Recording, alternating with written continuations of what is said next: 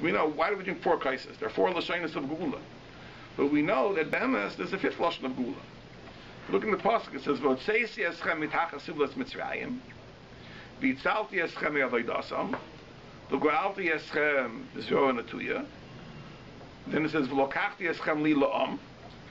And then it says, Ve'ivesi eschem al haaretz. I'll bring it to Eretz Yisrael. And just agav, what is the pshat in the various lashonos of Geula? So the moral explains that we know that in the Gzeiras HaGolos there were 3 levels. Because at the Bris Ben Absarim, HaKadosh Baruch Hu told Avraham Avinu, Ger yeh zarach haveres lo lehem, you'll be strangers. Va'avodum, you'll be enslaved. V'inu osam, you'll be tortured. So when HaKadosh Baruch Hu lifted the Gzeira, it was incrementally. First, HaKadosh Baruch Hu removed the inu, he removed the torture. That's V'otzeisi eschem mitachas sivlos Mitzrayim. I'll take you out from under the crushing burdens. That's relief from the inui. Then V'itzalti eschem me'avoidasam. I'll save you from having to work. That's a reversal of the avdus. Then the go'alti eschem. I'll take you out. Yod chazaka v'zroa natuya. That's a reversal of the geirus. You won't be strangers in a foreign land. You'll be on your own.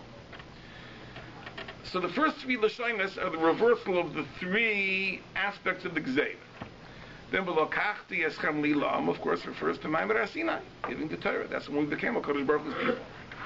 But in the Torah, there's something extra. Ve'ivesi eschem al haaretz, I'll bring it to Eretz Yisrael. So the Ravid says that is why there's a mitzvah and a mufcher to drink a 5th kais. We have to understand it. So why is it only a mitzvah and a mufcher, not a chiyuv? This is why the first 4 lashonos obligatory, and the 5th is only a mitzvah and a mufcher. L'char ve'ivesi is also one of the lashonos. There's a very interesting lashon of the Maral. Now, there's an idea that many Sfarim say, the Chaim HaKadosh says, and others say it, that if Moshe Rabbeinu had brought Klal Yisrael into Eretz Yisrael, not for the chet of the name Meriva, then there never would be a Golos from Eretz Yisrael. So many say that it was a consequence of the chet of the name Meriva that they're Goliaths. The Maral says differently. It wasn't a consequence of the chet of the name Meriva. It was a consequence of the chet Meraglim, he says. He writes like this. He says, if not for the chet of Meraglim, if the Yotzei Mitzrayim would have gone into Eretz Yisrael, then the Knisa La'aretz would have been a chelak of the Yetzias Mitzrayim. And just like the Yetzias Mitzrayim is Nitzchi, is eternal, so the Bias Ha'aretz would have been eternal. But because of the Chet HaMeraglim, the result was the Yotzei Mitzrayim didn't come into Eretz Yisrael. It was only the next door. So therefore the Yetzias Mitzrayim, the Knisa La'aretz is not a part of the Yetzias Mitzrayim, therefore it isn't eternal. So it's a very interesting thing. But again, the Darchei puts it, it's a consequence of the Chet of the name Meriva. It's all dependent on Moshe Rabbeinu. If Moshe Rabbeinu would have brought even the next generation into Eretz Yisrael, it would have been permanent. Because Moshe Rabbeinu's actions had a nitzchias. According to the moral, it's different. Nothing with Moshe Rabbeinu. It has to do with the people. That the people, if they would have gone into Eretz Yisrael, the Yotzei Mitzrayim would have gone into Eretz Yisrael, then the Bias Ha'aretz would have been a chelik of the Yetzias Mitzrayim. So just like the Yetzias Mitzrayim is nitzchi, the Bias Ha'aretz would have been nitzchi. It says, but because that door didn't go in, so if it was only the next generation that went in, so the Bias Ha'aretz is separated from the Yetzias Mitzrayim, that's why it isn't permanent in the same way.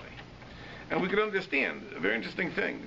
It's not time to discuss the Chet Meraglim at length, but the Pasuk in Tehillim says that the shayrish of the Chet of the Meraglim is Vayimasu Be'eretz Chemda, that they scorned the coveted land, the beloved land. It was at the root of it all was a disdain for Eretz Yisrael, which is a big chiddush, because you learn Parshas Shlach, you don't necessarily get that impression. It was a lack of emunah, a lack of bitachon. They felt it was unconquerable.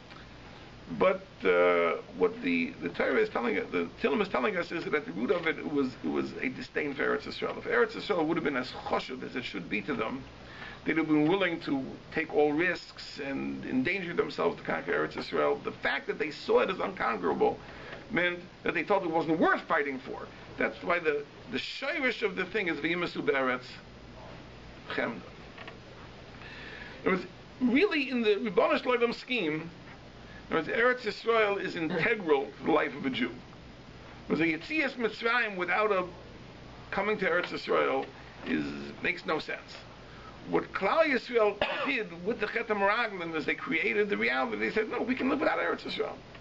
Right? We can live here in the middle. We don't have to go into Eretz Yisrael. And that created a new reality that the Knis L'Aretz was severed from the Yetzias Mitzrayim. Therefore, ultimately, even though Kollel Yisrael did come into Eretz Yisrael, it doesn't have the Nitzchias. So I want to point out, that's really the pshat. That if not for the Chet HaMeraglim, we would have 5 kaisos by the Seder. If not for the Chet HaMeraglim, there really would be 5 Lashonos of Gula. The Knis L'Aretz would be a part of the Yetzias Mitzrayim. We'd have 5 kaisos. The fact we only have 4 kaisos is a consequence of the Chet HaMeraglim.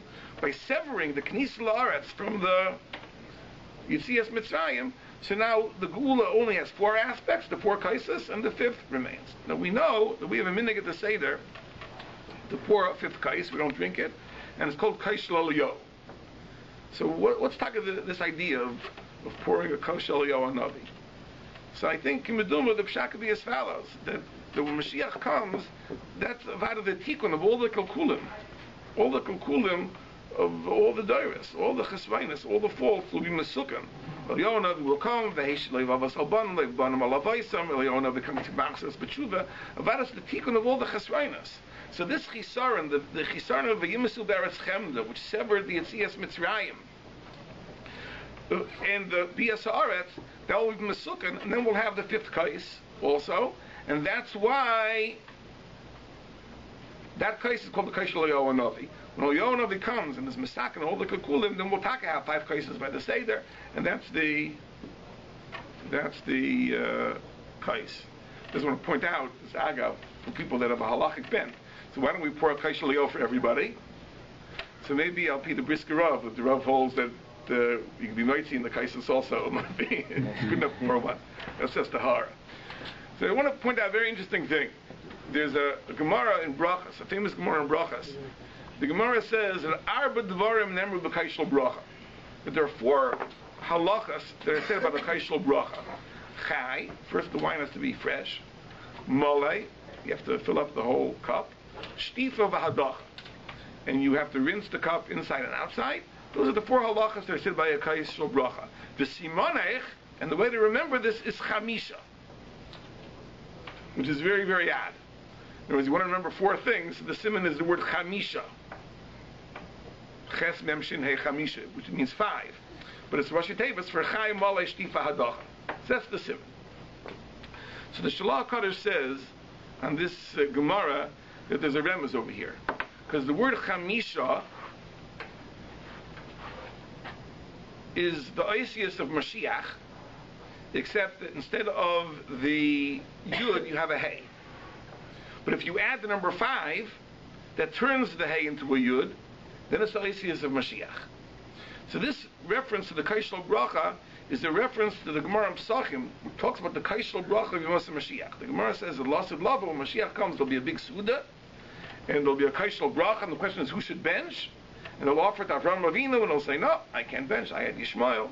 They'll offer to Yitzchak, says, no, I had Esav. Yaakov will say, no, I married 2 achayas. And they'll give the kais shel bracha to David, and David will say, for me it's proper to bench. Kos Yeshuas Esav v'Shem Hashem Ekra. In the most of Mashiach there'll be this tremendous suda, and there'll be a kais shel bracha. So these arba devarim, they're a nemru with the kais shel bracha. The Shlach Kadosh says is a remes to that kais shel bracha of Yemos Mashiach, and that's why Simonech Chamisha, which is a remes to Mashiach. I just want to point out Lefid Vareinu, which is very, very good. That Bizman Hazeh, there are arba devarim in the kais shel bracha. Because our gula is only the getter arba. It's only 4. There are 4 elements to our gula. There's votseisi, v'itzalti, v'goalti, v'lokachti. We don't have the vehevesi. We don't have the bias haaretz and the oifen nitzchi. So our gula only has 4 dimensions. The simonech, but the remes is chamisha. Then Yemos Mashiach, so then we'll have the ultimate gula, it'll be 5. Because the vehevesi will be restored also in oifen nitzchi, the return to Eretz Yisrael. Because there'll be a tikkun of the v'imas uberetz chemda, and then there'll be chamisha, there'll be 5 kaisos with the coming of Mashiach Mehera v'yameinu. And we shall have a good yom tov.